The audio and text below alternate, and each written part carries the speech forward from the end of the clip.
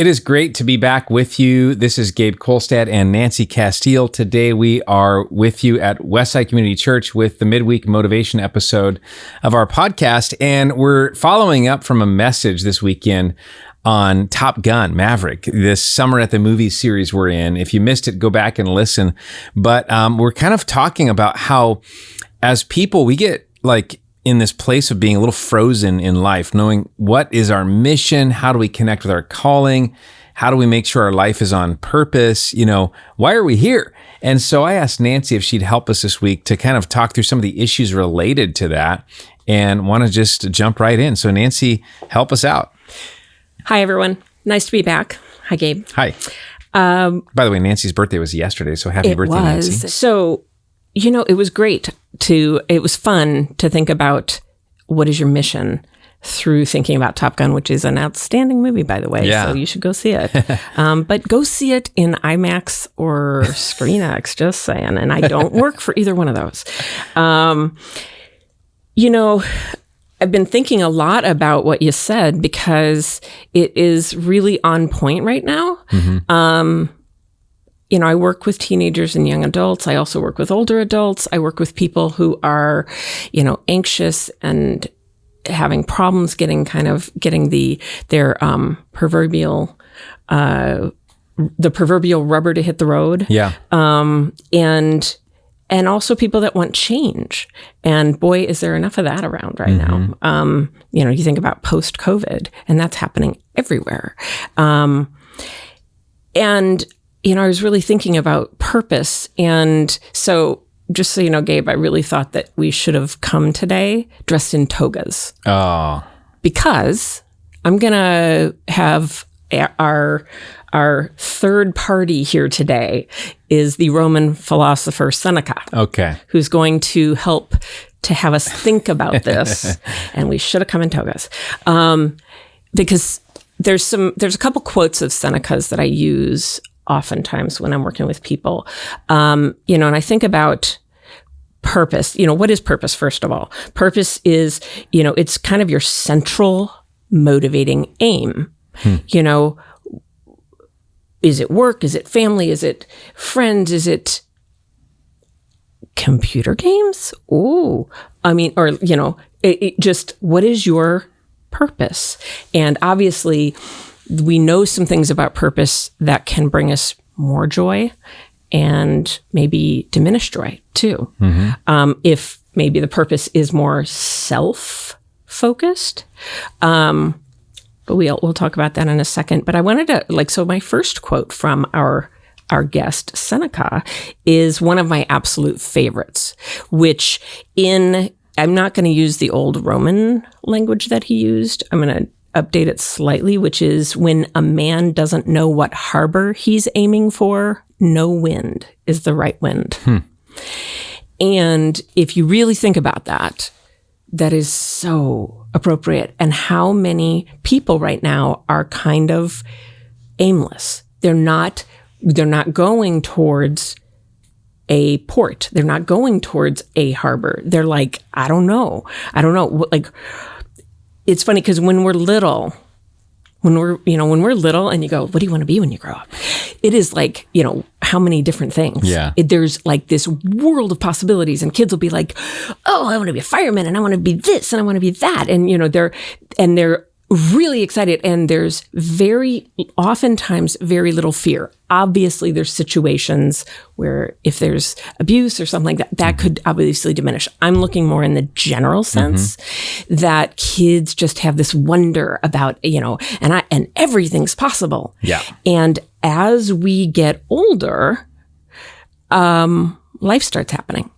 And the funny thing is you kind of watch people start to put limits on themselves. They start to assess their worth. They assess their abilities, right or wrong. I mean, meaning, is it a correct assessment? Well, sometimes not, depending on what your marker is that you're using. We basically start narrowing our view of what's possible. And that's, and an interesting thing that I'm seeing, at least post-COVID, is I'm seeing that come younger. Which is part of the reason, Gabe and I started talking about this, and we were thinking, let's just talk about, how do you move beyond your past? And while it is very important, and we will talk about how to move beyond your past, if you think about it, that's going to really apply to people who are older and have a big old past. Okay. Mm-hmm. But I want to make sure that we're also touching on people who maybe their past is only the last 16 years.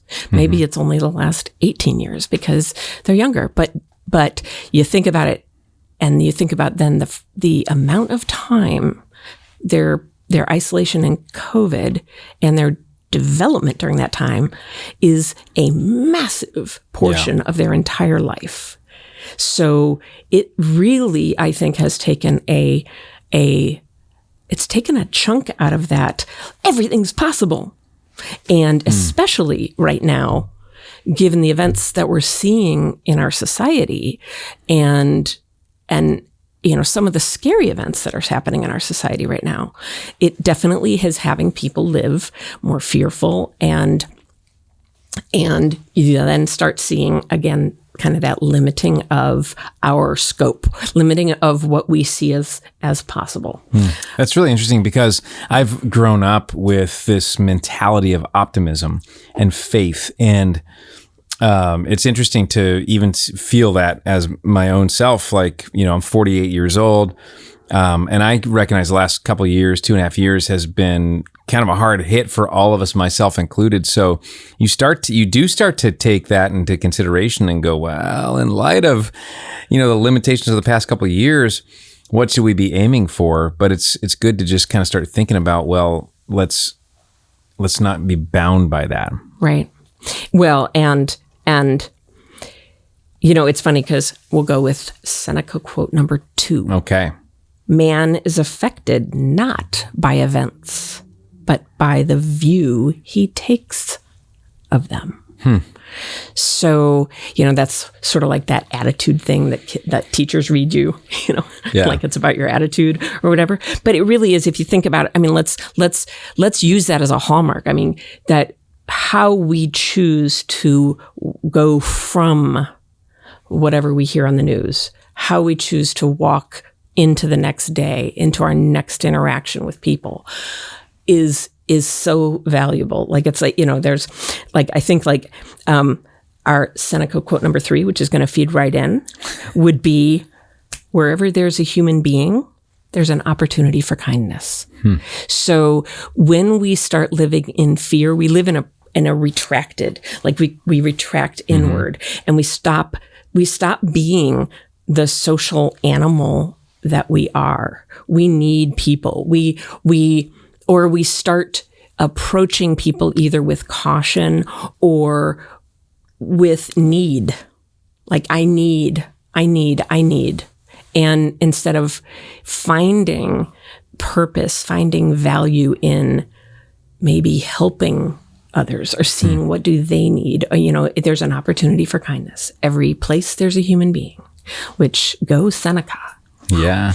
Well, and I was thinking on Sunday, I mentioned this idea of fulfillment, and the reality is that fulfillment comes more rapidly when you serve other people rather than serving yourself. Like, absolutely. The hollow life comes from thinking about yourself, serving yourself, meeting your own needs. Right. The fulfilling life comes from getting outside yourself, serving someone else, serving their needs, understanding them. Right. And what's interesting, Gabe, is that when you say that, so I, as you guys know, I work a lot with people, and an interesting kind of phenomena that's coming out of COVID, which we thought, hey, cool, we can work remotely now, is the impact of my young adults that are graduating college and are getting jobs, but they're all remote.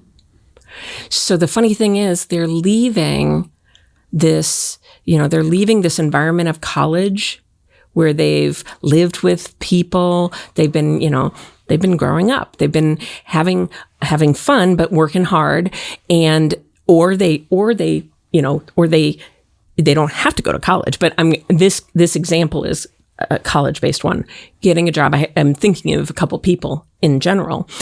And then they go home, and because they don't have enough money yet to move out, they go home and they not only sleep in their bedroom, but they work in their bedroom. And if they game, which a lot of you are, you also are gaming in your bedroom. There's not a lot of people in your bedroom. Just saying. So I am seeing an increase in people feeling isolated. And people, even if they are on Zooms all day. And if you are older, if you're older and you've been out, like, because I think about when I graduated college or when I got out of school, there was no such thing as remote. You had a routine. You had to be out. You had to be in public. You had to get dressed and get out. And I even feel like, where is your purpose? Where is your mission? Is it in your job? It certainly can be. It certainly should be. You should be showing up every day as strong as you possibly can. Be you in every moment. Know you so you can show up. Be the best version of you. And then bring your best to everything you're doing, whether that is going in and getting a Starbucks, because your interaction with that person, they wear a name tag for a reason. Maybe it's not just to be able to nail them if they do something wrong. Maybe it's also to be able to go, thanks to whoever it was who just gave you something, and that kind of kindness, that kind of interaction is not just good for them.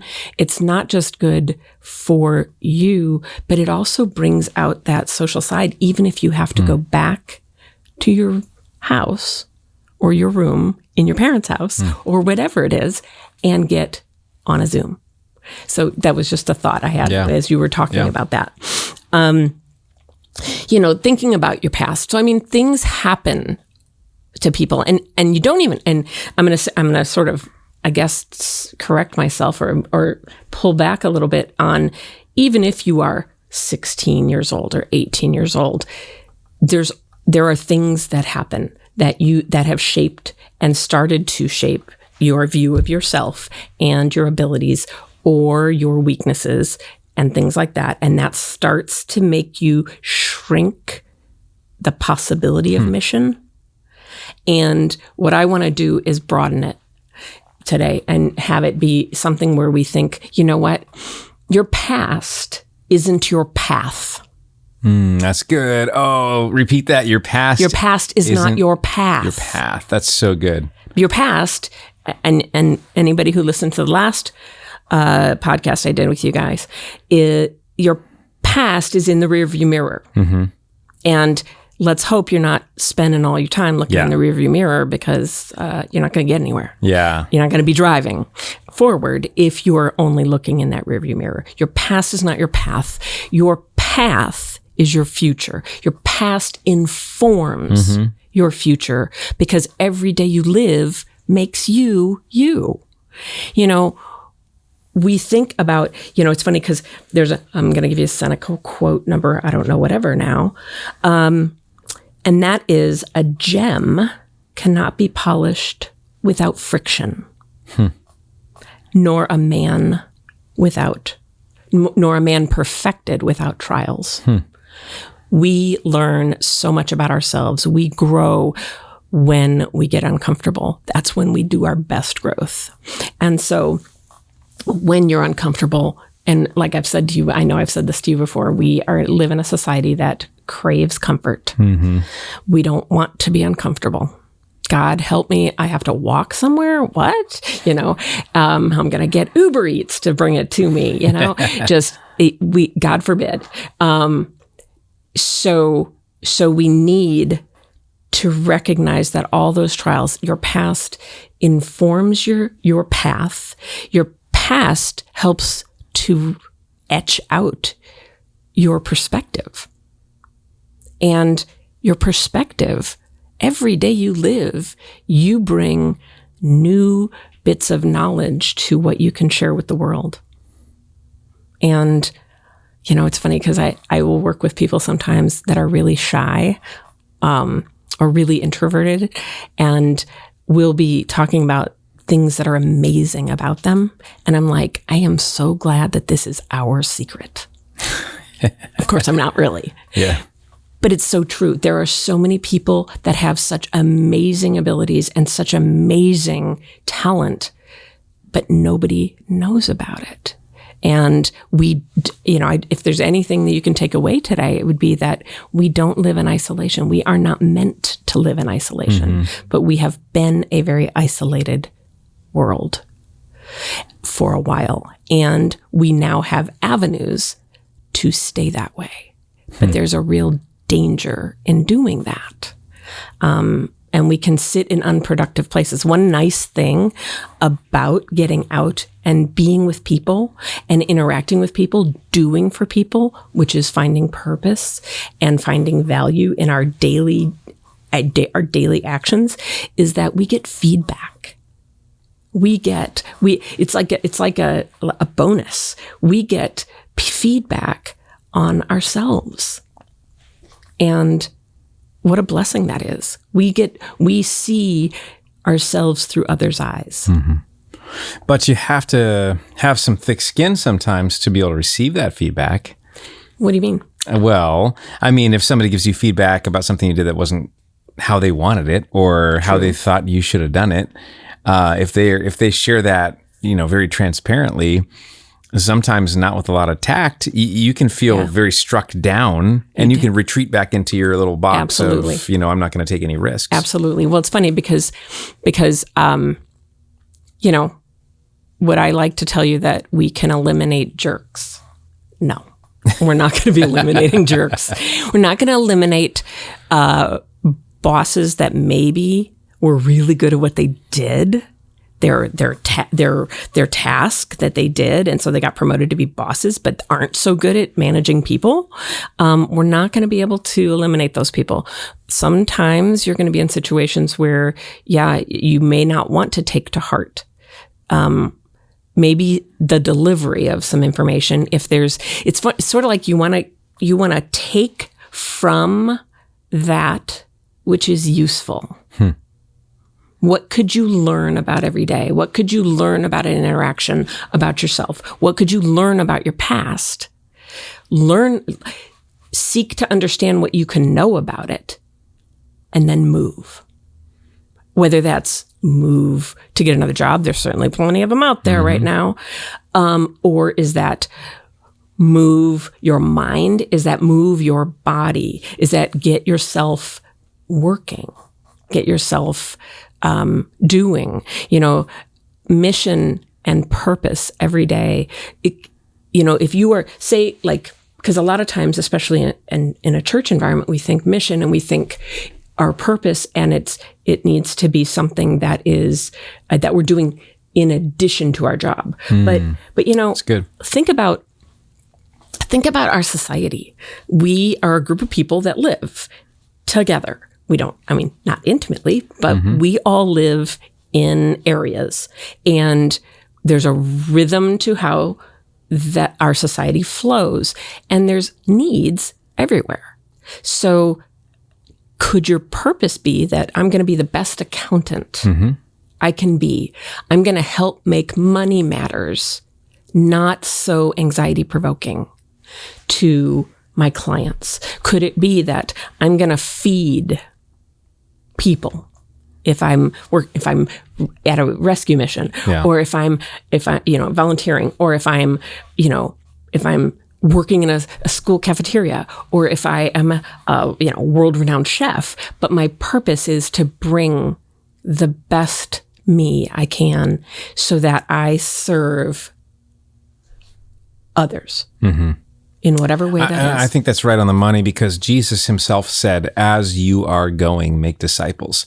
And he never said, switch careers, work 80 hours instead of 40 hours. He didn't say, change everything about your activity. He said, while you're doing what you do, make disciples. And I think that you're onto something with that of if you're an accountant, do that in a way that showcases that your life does matter to God, and that, you've been able to incorporate some of these lessons that you're talking about, and you are doing the best you can through that medium. Right. And that you can't, because rarely do we don't have a ton of careers that don't have some interaction with others.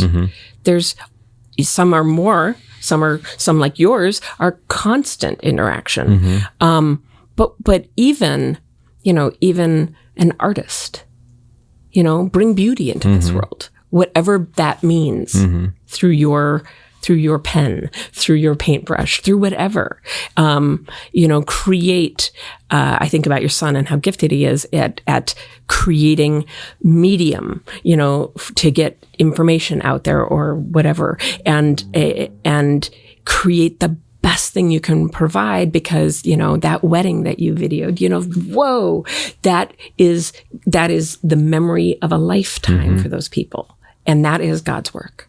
Is it not? Yeah. And, it's funny because I wrote down when you just said, the piece about, like, what do you do if you have a jerk boss, basically, is not what you said. But, I want to say, don't live in anticipation of judgment. One thing that is, and I grew up with a father who was did not know that God was the only judge. He did not know that. He either that or he felt he was God's appointed one.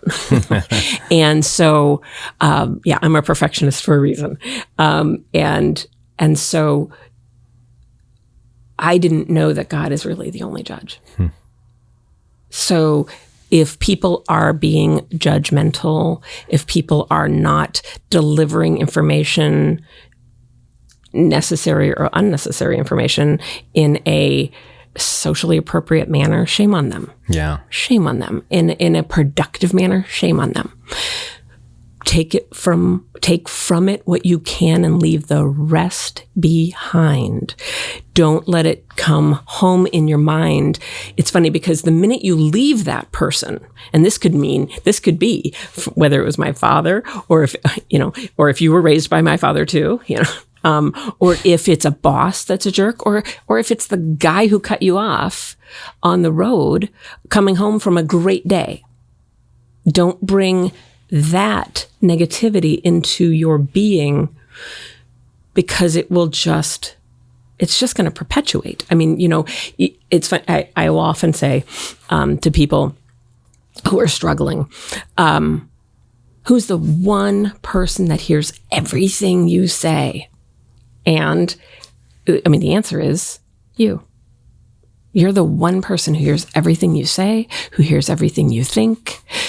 And be careful what you're doing there, because the words you use about yourself, if they're informed by anger, or they're informed by someone else's anger, or, just if they're informed by sitting in front of, I don't know anybody who sits in front of a computer playing games all day and honestly thinks that's okay.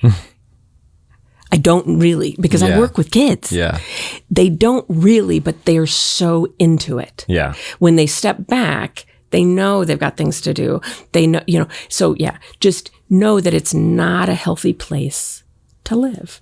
So what can you do to shift? Yeah, I think you bring up a really touchy point, which is, you're saying don't carry what somebody else says with you and let that be the thing that weighs on you. But it's so difficult, depending on your personality, hard. Right? Yes. Or depending on your experience or whatever. There's so many factors. I think something that I've learned is from 2 Corinthians chapter 5, verse 9 in the New Testament. It says, we make it our goal to please him. And I think we have a higher accountability as individuals created in the image of God, made by God, made for God. We have a higher accountability. So when somebody says something and we just take it as truth, but we don't really evaluate the eternal perspective or what God might want, we just take that and we go, okay, my dad said this, my dad judged me this way. And we then change the course of our lives to align with that. Right. But it misses the ultimate mark. Right. There's a higher accountability there. And I think we have to be willing to ask ourselves the question, am I willing to submit to a higher expectation, a higher calling, a higher possibility of my life so that I could really become all that God wanted me to be and really shine? Because it does involve then ignoring some of the feedback we get that's irrelevant. It does. But being able to distinguish. Or balance it. Understand it for what it is and from whom it's coming from. Understand that there's no perfect person. There's no perfect organization. There's no perfect really anything. And so therefore, you have to weigh, were you the right one for that job? You didn't get the job. Well, if you didn't get the job, and this is just an example, if you didn't get the job, maybe the job wasn't the right one for you. Maybe it was, phew, dodge that bullet. Yeah. Versus a, oh, look at that. See, I'm not worthy. Yes. I'm not, because again, while jobs are plentiful right now, really great jobs are still competitive as all get out. Okay. But don't not apply. Don't not try to go get them. People have there's so many opportunities out there. I want everybody to kind of get in touch with that kid again and that little kid in them that sees there's so many paths to take. And yes, your past informs them, whether it's a past of 40 years or a past of the last 2 in COVID. But go forward and create purpose. We are social beings. Get out there and be. If you feel like, wow, my job, I don't know, my job as, a whatever it is, give me something that might not be as spine tingling as a job. While I'm stocking shelves at night. I don't know. Shelf stocker. Yeah.